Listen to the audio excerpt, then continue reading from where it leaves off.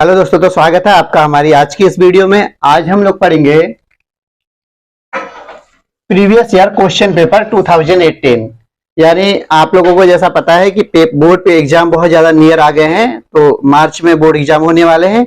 उसके अकॉर्डिंग अब हमारे पास इतना बहुत ज्यादा टाइम नहीं बचा है, तो स्मार्ट स्टडी करने का ये टाइम है। तो इस टाइम में जितना भी टाइम हमारे पास बचा हुआ है उसको सही से यूटिलाइज करना है। प्रीवियस ईयर के क्वेश्चन पेपर सबसे ज्यादा से ज्यादा लगाने हैं, प्रैक्टिस करनी है, एंड जो हमने पढ़ा है उसकी सबसे ज्यादा हमको प्रैक्टिस करनी है। तो आज मैं आप लोगों को प्रीवियस ईयर का एक क्वेश्चन पेपर 2018 का सॉल्व कराऊंगा, जिसमें क्वेश्चन नंबर 1 से लेके 10 तक का इस वीडियो में कवर करूंगा, और बाकी के लॉन्ग क्वेश्चन जो है इसी के दूसरी एक वीडियो में वहां कवर कर लेंगे हम लोग। तो चलिए, क्वेश्चन नंबर शुरू कराने से पहले मैं पेपर का आपको एक फॉर्मेट बता देता हूं कि पेपर कैसा आता है। जिनको पता है उनको अच्छी बात है, जिनको नहीं पता है तो उनको एक बार मैं समझा देता हूं।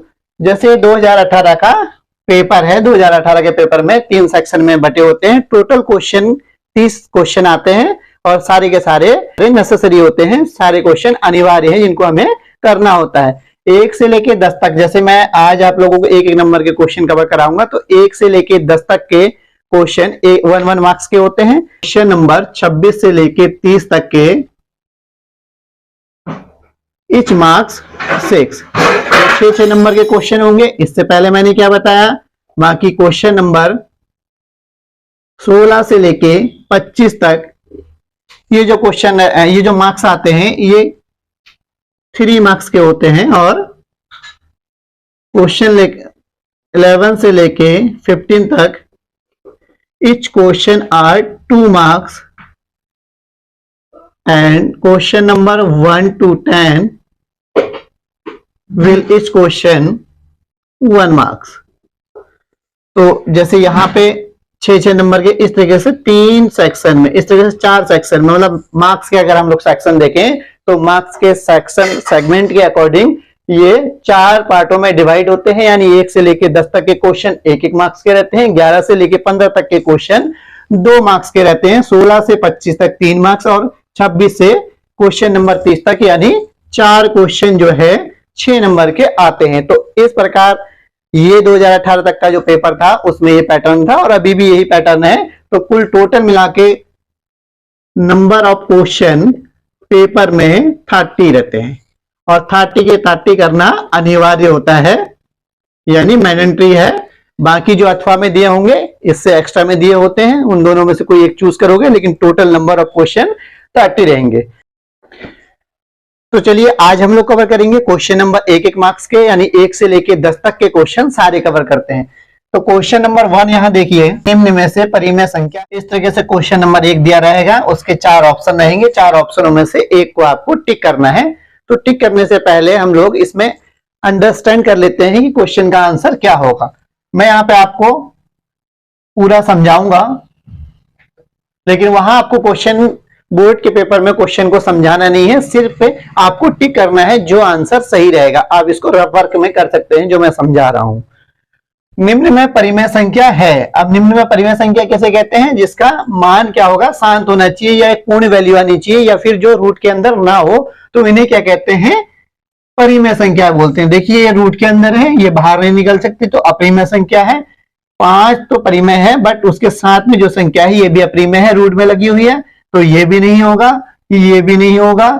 पाई की वैल्यू कितनी होती है, 22/7। काफी बच्चे जो है यहाँ गलती कर देते हैं कि पाई में लगा देते हैं, तो पाई की वैल्यू जानना आवश्यक है हमारे लिए। 22/7 होती है। अगर 22/7 को हम काटें तो 3.141 इस तरीके से आती जाती है। तो क्या है, ये अपने आप में दशमलव शांत प्रसार नहीं है, ना होने की वजह से ये अपरिमेय होगा, ये भी नहीं होगा। तो ये देखिए, क्वेश्चन नंबर, इसके ऑप्शन नंबर 3 में दे रखा है 0.375, तो this answer will be right. 0.375, इसका मतलब क्या है कि यहां तक शांत हो गई है, पूर्ण संख्या है, यानी इसको पी बटे क्यू के रूप में हम लोग लिख सकते हैं, यानी 0.375 है। नीचे क्वेश्चन ही 1 होता है, अगर पॉइंट चढ़ाएंगे ऊपर तो 1 2 3 0 नीचे आ जाएंगे। तो देखिए, पी अपॉन क्यू के रूप में दिखाई दे रहा है, पी बटे क्यू के रूप में। तो इसलिए इसका आंसर क्या हो जाएगा, क्वेश्चन नंबर 3। अब क्वेश्चन नंबर 2 देखो, sorry option number 3। Question number 2 अब क्या कह रहा है, द्विघात बहुपद x square plus 7x minus 10 के शून्यांकों का गुणनफल।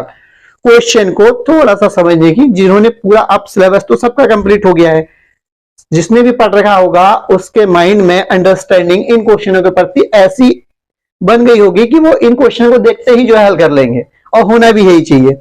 अगर नहीं है तो देखिए द्विघात बहुपद है, इसलिए प्रैक्टिस करने की ज्यादा आवश्यकता होती है।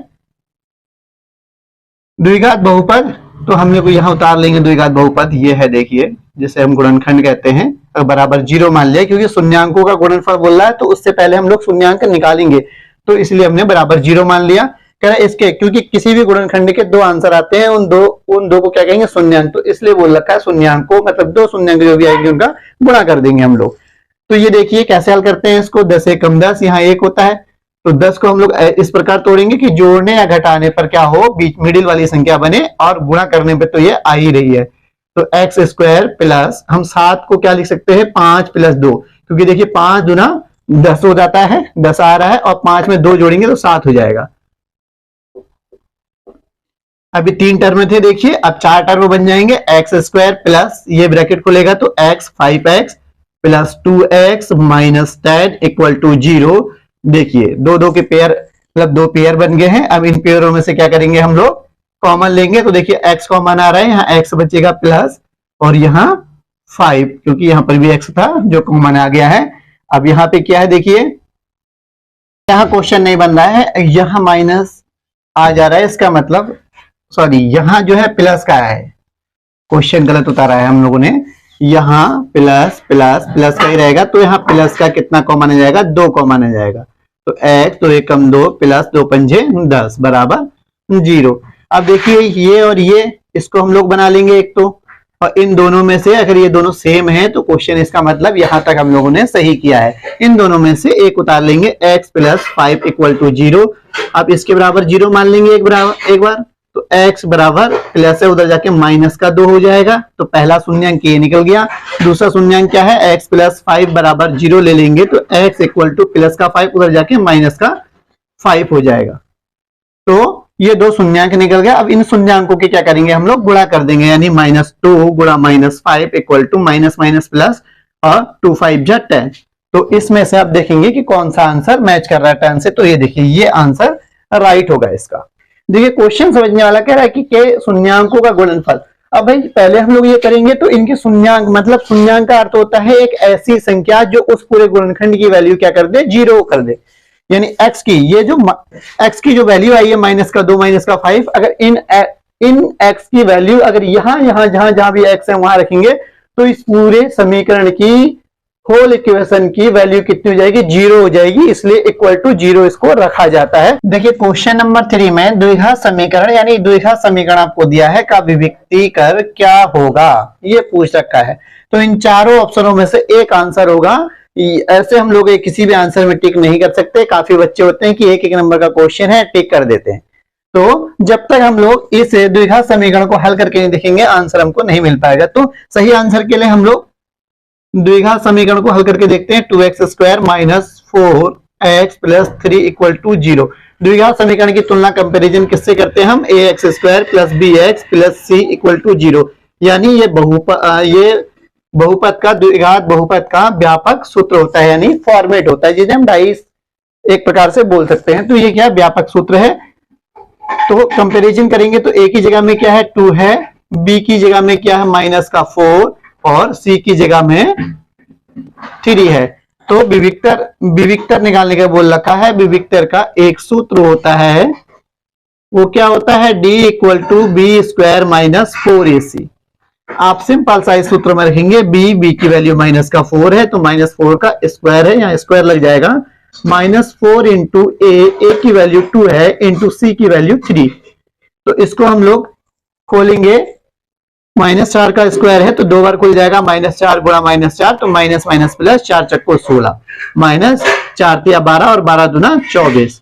तो इसको हम लोग सब्ट्रैक्ट कर लेंगे, यहां से देखिए 16 4 20 और 4 8, यानी 24 में से 16 चले जाएगा तो माइनस का 8 बचेगा, तो माइनस का 8 इसका आंसर कहीं ये वाला ऑप्शन है, तो ये ऑप्शन राइट हो जाएगा।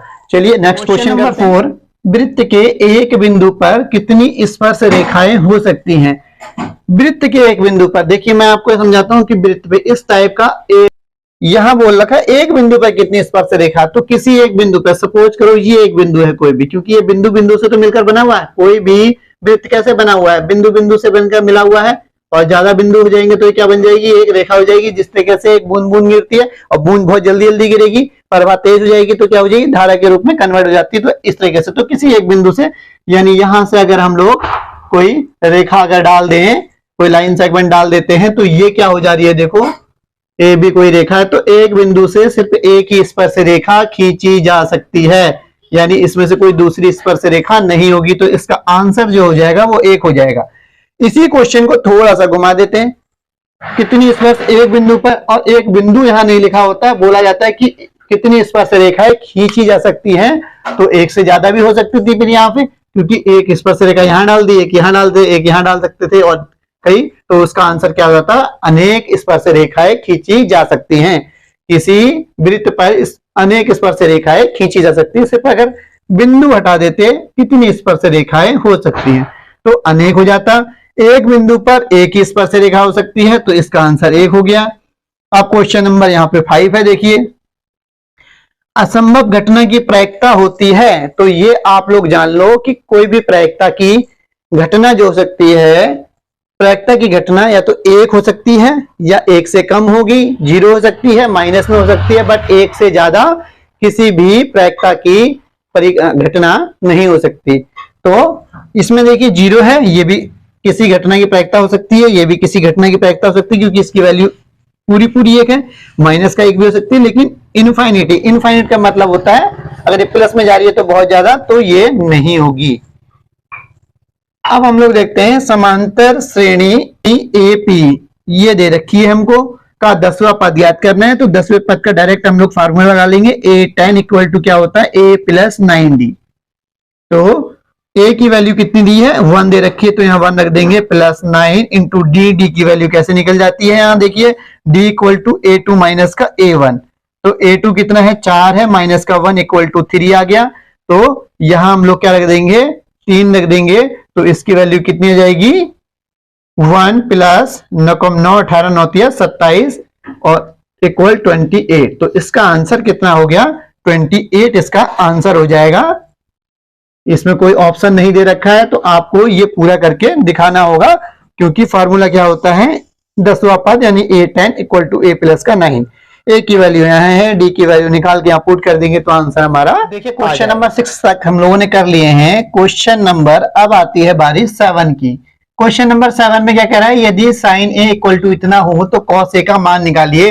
तो सिंपल सी बात है, दिया है साइन ए, क्वेश्चन नंबर 7 कर लेते हैं यहाँ, साइन ए इक्वल टू 3/5। अब यहां लाल बट्टे कक्का से मैंने आप लोगों को बताया था, लाल बट्टे कक्का से हम लोग देख लेंगे कि ये वैल्यू किसकी दे रखी है, यानी पहले साइन आता है तो साइन की जगह क्या हो जाएगा, लंब बट्टे कर्ण, तो लंब बट्टे कर्ण के इक्वल होगी। तो ये लंब की वैल्यू है और ये कर्ण की, यहां हम लोग एक क्या कर लेंगे, राइट ट्राइंगल ड्रॉ कर लेंगे। लंब इसमें से कौन सा वाला है, ये वाला है, तो यहाँ की वैल्यू 3 और कर्ण की वैल्यू 5 है, ए बी सी, और ये वाला आधार हम लोग निकाल लेंगे। तो आधार हम लोग पहले निकालते हैं, देखिए कर्ण का स्क्वायर बराबर लंब का स्क्वायर, फिर क्या होता है आधार का स्क्वायर, यानी कर्ण की भुजा का स्क्वायर वो क्या होती है, अन्य दो भुजाओं के वर्ग के योग के बराबर होती है। तो 5 का स्क्वायर प्लस ए बी की वैल्यू 3 है, प्लस बी सी। मैं थोड़ा स्पीड में करा रहा हूं, टाइम हमारे पास कम है, तो हम लोग छोटी शॉर्ट वीडियो में इसको कवर करना चाहेंगे। ये खोलेंगे तो 5 25 25 प्लस 3 3 9, यहां इक्वल है, sorry equal, plus B C का स्क्वायर 25, यहां आ जाएगा तो माइनस का 9 इक्वल टू बी सी का स्क्वायर, 25 में 9 चला गया 16 इक्वल टू स्क्वायर है, यहाँ के रूट में कन्वर्ट हो जाएगा, वहां बी सी बचेगा। तो बी सी की जो वैल्यू आ जाएगी 4 चक्को 16 यानी 4। तो यहाँ वैल्यू कितनी आ गई, 4 आ गई। हमको वैल्यू किसकी निकालनी है, कॉस ए की। कॉस ए इक्वल टू, देखिए कॉस साइन कॉस आधार बट्टे कर्ण, वहां से ले लेंगे आधार बट्टे कर्ण, इक्वल टू आधार की वैल्यू कितनी है, देखिए 4 बाई कर्ण की वैल्यू 5, तो 4/5 इसका आंसर हो जाएगा। इसका कॉन्सेप्ट बड़ा ही क्लियर है, आप लाल बट्टे कक्का के द्वारा समकोण त्रिभुज से कनेक्ट करते हुए इसका आंसर निकाल सकते हैं। अब क्वेश्चन नंबर 8 में आ जाते हैं। 8 में आ जाते हैं, देखिए 8 में क्या बोल रहा है, चित्र में ये एक डायग्राम ड्रॉ कर रखा है, DE पैरेलल है BC के, यानी DE पैरेलल है किसके, BC के, यानी ये दोनों एक दूसरे के समांतर हैं। AD बट्टे DB, यानी AD की वैल्यू 2 दे रखी है और DB की वैल्यू 3 दे रखी है। यदि EC इक्वल टू कितना है, 6 सेंटीमीटर है, तो AE का मान, यानी AE ये वाला हमको मान ज्ञात करना है। तो यहाँ क्वेश्चन नंबर 8 थेल्स के परिमेय से, थेल्स का परिमेय बोलता है कि किसी त्रिभुज में, किसी त्रिभुज ABC में यदि उसके बीच में मध्य में एक रेखा डाली जाए जो DE यानी B के पैरेलल है, तब क्या होता है, तब फार्मूला हो जाता है AD बट्टे DB इक्वल होती है AE बट्टे EC के, यानी बराबर बराबर भागों में बांट देता है, तो बराबर अनुपातों में। AD की वैल्यू ये कितनी है, 2/3 है, इक्वल टू AE की वैल्यू हमें फाइंड आउट करनी है, EC की वैल्यू कितनी दे रखी है, 6। बहुत सिंपल सा कॉन्सेप्ट है। ये क्वेश्चन 1 नंबर में आता जाता है हर बार थेल्स के परिमेय से, कभी कभार ये क्वेश्चन 2 या 3 नंबर में पूछ लेते हैं। तो थेल्स का परिमेय क्रॉस मल्टीप्लाई करेंगे हम लोग, 3AE इक्वल टू 3 दूना 6 दूना 12, AE इक्वल टू 12 मल्टीप्लाई में यहाँ डिवाइड में हो जाएगा, 3 1 जा 3, 3 4 जा 12, AE इक्वल टू 4। तो इसकी जो वैल्यू है किसकी, AE की हमें वैल्यू फाइंड आउट करनी थी, वो कितनी हो गई, 4 सेंटीमीटर इसका आंसर आ जाएगा। तो अब हम लोग करते हैं क्वेश्चन नंबर 9। क्वेश्चन नंबर 9 देख लीजिए। ऊंचाई, एक बेलन है, तो सिंपल सा एक हम लोगों ने बेलन ड्रॉ कर लिया। ये सिर्फ मैं आपको समझाने के लिए, आपके अंडरस्टैंडिंग को स्ट्रॉन्ग करने के लिए बना रहा हूं। ये एक बेलन है, बेलन की ऊंचाई ये होती है, H इक्वल टू कितना दिया है उन्होंने, 7 सेंटीमीटर। आधार का व्यास, व्यास यहां से यहां तक होता है, कितना है, 10 है, तो हमें यहां से यहां तक की त्रिज्या चाहिए इसकी, तो कितनी रहेगी, 10 का आधा 5।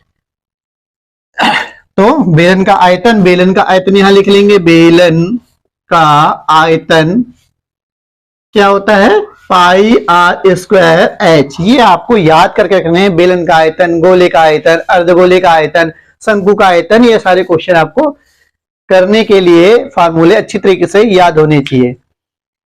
चैप्टर नंबर 12 का ये क्वेश्चन है, 1 नंबर में पूछ लिया। देखो इन्होंने पाई की वैल्यू क्या होती है, 22/7, जब तक ना कहा जाए अन्यथा 22/7 ही लेनी है।